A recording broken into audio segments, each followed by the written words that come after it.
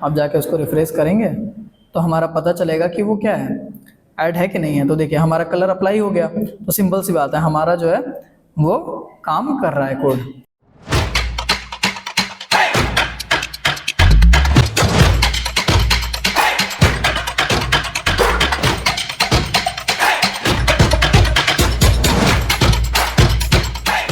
So hello everyone, welcome to IP take.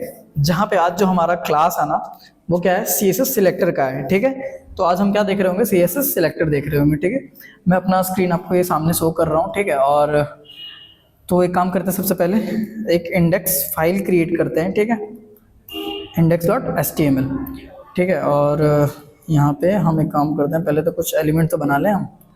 ठीक है, यहाँ पे हम क्या करते हैं, एक पी टैग लेते हैं, पी टैग में एक सेंटेंस ऐड कर देते हैं। ठीक है, अब हम सीएसएस पढ़ रहे हैं, सीएसएस में क्या पढ़ रहे हैं, सिलेक्टर पढ़ रहे हैं, तो हमारा लाजमी है कि सीएसएस का स्टाइल फाइल होना चाहिए ना।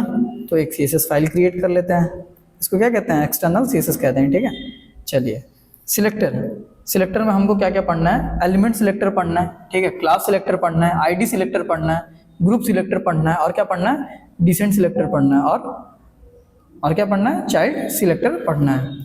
ठीक है, अभी ध्यान दीजिए, इंडेक्स में हमने क्या क्रिएट किया हुआ है, एक पी टैग क्रिएट किया हुआ है, पैराग्राफ क्रिएट किया हुआ है। ठीक है, अब इसको मैं जाता हूँ, हाँ रिफ्रेश।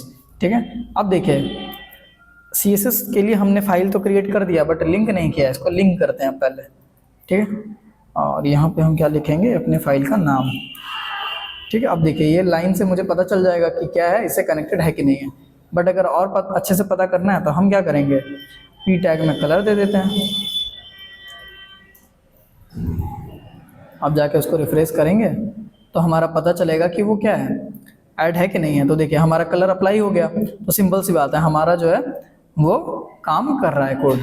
ठीक है, अब चलिए, अब मैं आपको पढ़ाता हूँ सिलेक्टर। ठीक है, सिलेक्टर में सबसे पहले आता है एलिमेंट सिलेक्टर। हम HTML के एलिमेंट को ही एलिमेंट कहते हैं। ठीक है, तो हमारा जो अभी HTML एलिमेंट दिख रहा है हमारे सामने वो क्या है, P है। ठीक है, एक और क्रिएट कर लेते हैं, H1 बोल देते हैं इसको, और H1 में लिखते हैं IP टेक। ठीक है, रिफ्रेश करेंगे तो हमारे सामने वो चीज़ दिख रहा है, अभी ब्लैक में दिख रहा है। ठीक है, अब मैं चाहता हूँ कि H1 में हमारा रेड कलर दिखे। ठीक है, यहाँ पे मैं क्या कर दूंगा, रेड जैसे ही अप्लाई करूँगा वो क्या हो जाएगा, वहाँ पे रिफ्रेश करने के साथ ही रेड हो गया। ठीक है, अभी देखिए H1 में कैसा कलर था,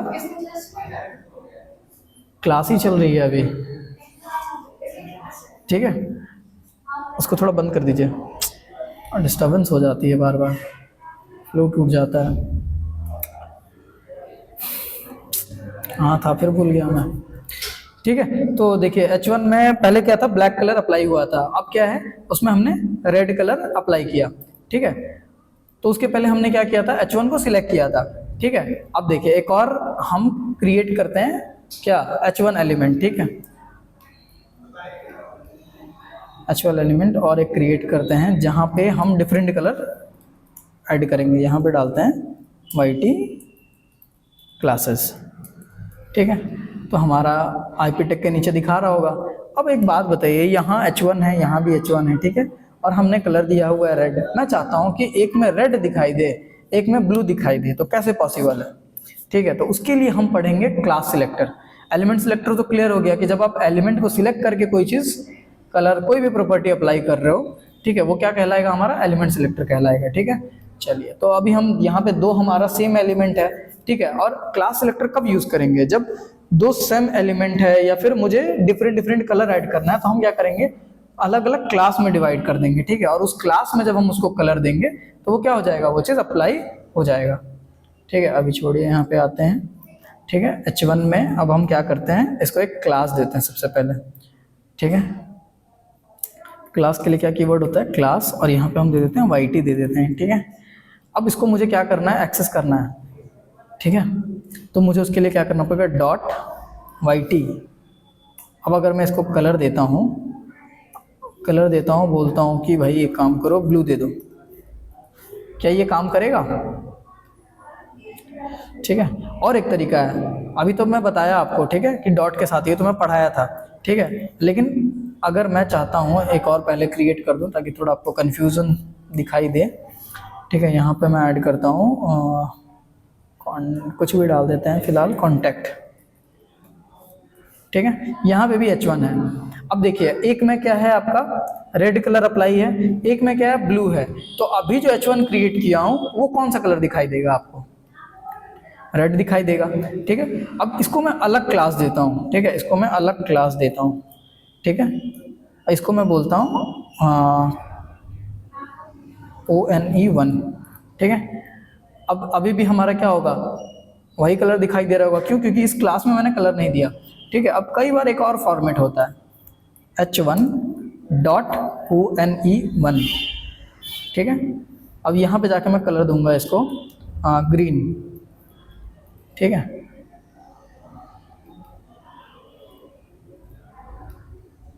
कुछ तो ठीक है, यहाँ पे मैंने स्पेस दे रखा था, ठीक है। अभी देखिए ये ग्रीन हो गया है ना, ठीक है। अभी एक बात बताइए, अगर मैं यहाँ पे एक काम कर रहा हूँ कि अलग अलग लाइक मैं चाहता हूँ कि यहाँ पे S2 का एक क्रिएट करते हैं जहाँ पे हम लिखते हैं अभी ईमेल लिख देते हैं, ठीक है। अभी हमारा वो किस में शो हो रहा होगा, ब्लैक में शो हो रहा होगा, ठीक है। अब मैं सेम क्लास देता हूँ जो 1 वाले में है, ठीक है।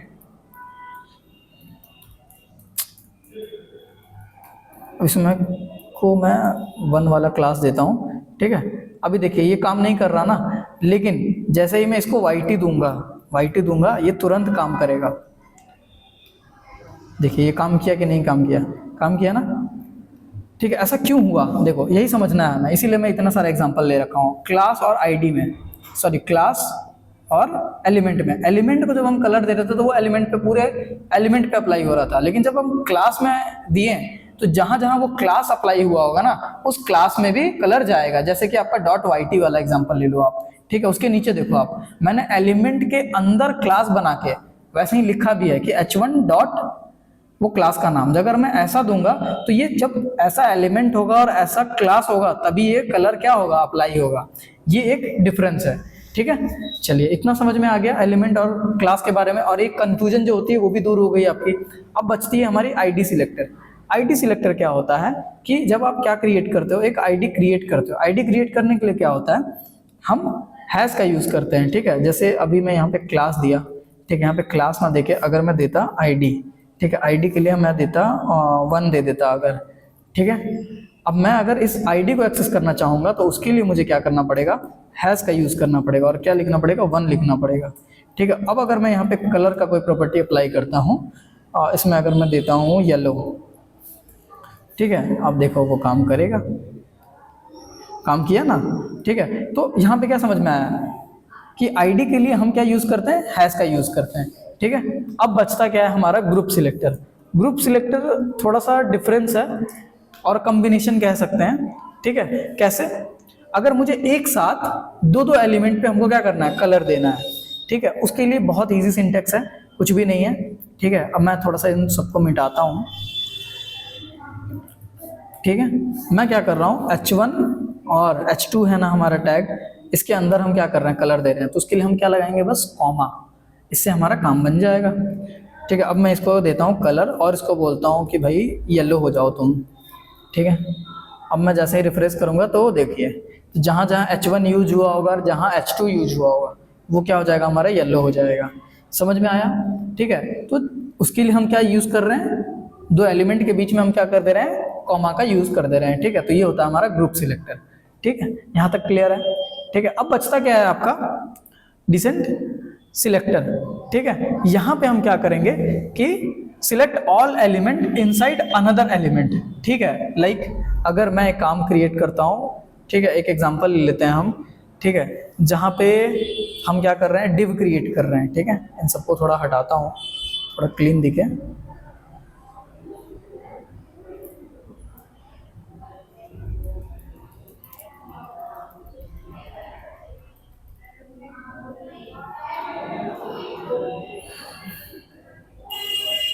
ठीक है। अब मैं यहाँ पे फ्रेश एग्जांपल लेता हूँ ताकि दोनों समझा दूँ, ठीक है। यहाँ पे मैं एक पी टैग लेता हूँ, ठीक है, वो भी इसमें डिव के अंदर,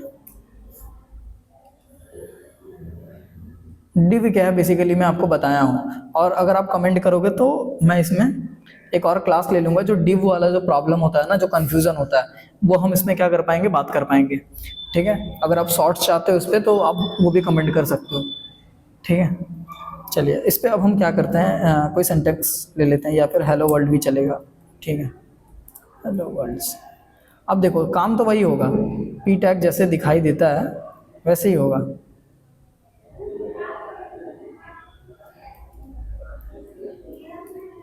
ठीक है, ठीक है, देखिए हमारा जो पी टैग जैसे दिखाई देता है हमारा वैसे ही दिखाई देगा। ठीक है, अब अगर मैं इसको कलर देना चाहता हूँ, ये हम थोड़ा हटाते हैं इसको। अगर मैं अभी कलर दूंगा, ठीक है, अगर मैं इसको कलर देता हूँ रेड,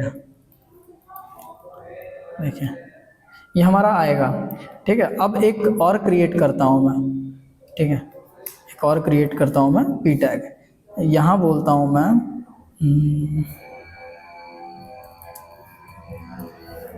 यहाँ भी कलर आएगा वो, देखिए यहाँ भी वो कलर आया।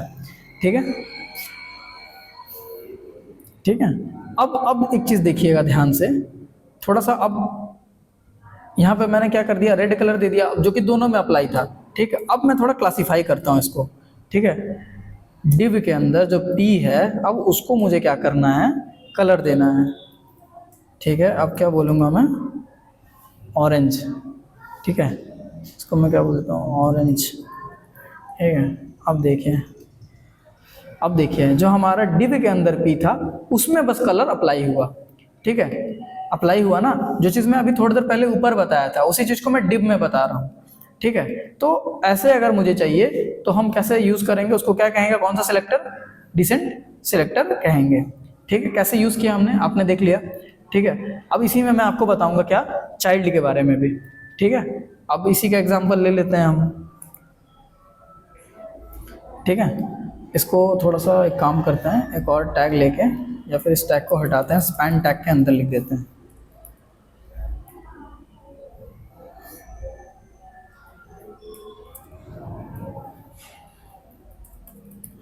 ठीक है, एक डिव के अंदर मैंने पी लगा के लिख दिया और एक स्पैन टैग में हमने लिख दिया। ठीक है, और सॉरी एक काम करते हैं, डिव को ही पूरा घेर लेते हैं। ठीक है, यहाँ रख देते हैं डिव को, कोई दिक्कत समझ में आया। मैं क्या किया, डिव से दोनों को रैप कर दिया। ठीक है, एक को ऐसे ही रखा पी टैग में, ठीक है, एक को स्पैन टैग में रखा। ठीक है, अब अगर मैं इसमें कोई CSS अप्लाई करता हूँ, मान के चलिए, ठीक है, मैं अप्लाई करके दिखाता हूँ आपको। ठीक है, अब एक काम करते हैं, डिव में जाते हैं। ठीक है, अब इसको बोलते हैं कलर येलो। ठीक है, इसको एक कलर दे दिया। ठीक है, अब जाके चेक करिए, अब देखिए किसमें कलर अप्लाई हुआ, कोड देखिए पहले। डिव के अंदर पी है, दो पी है, कौन कौन सा, एक सिंपल पी रखा है मैंने और एक स्पैन टैग में है। ठीक है, जो स्पैन टैग में है वो उस पर कलर नहीं अप्लाई हुआ, कलर किस पे अप्लाई हुआ, जो नॉर्मल रखा हुआ है। और अभी तक आप जो देख रहे थे उसमें क्या था, जिसमें आप जो डिव में था या फिर जो राउंड रखा जा रहा था, जिसको क्या कहते हैं हम लोग बाइंड कर दे रहे थे, उसमें कलर अप्लाई हो पा रहा था। ठीक है, तो यही डिफरेंस है आपके चाइल्ड सिलेक्टर का। ठीक है, अगर मैं फिर से इसमें और अगर मैं एक और लिख देता हूँ इसके अंदर पी। ठीक है, देखिए इस पे लिखता हूँ मैं IP टेक नहीं, कुछ और लिख देता हूँ XYZ। ठीक है, देखिए ये भी हमारा क्या हो जाएगा, येलो हो गया, मतलब कलर अप्लाई हो गया। ठीक है, तो ऐसे अगर मुझे अप्लाई करना होगा तो हम उसको क्या कहते हैं, चाइल्ड सिलेक्टर कहते हैं। ठीक है,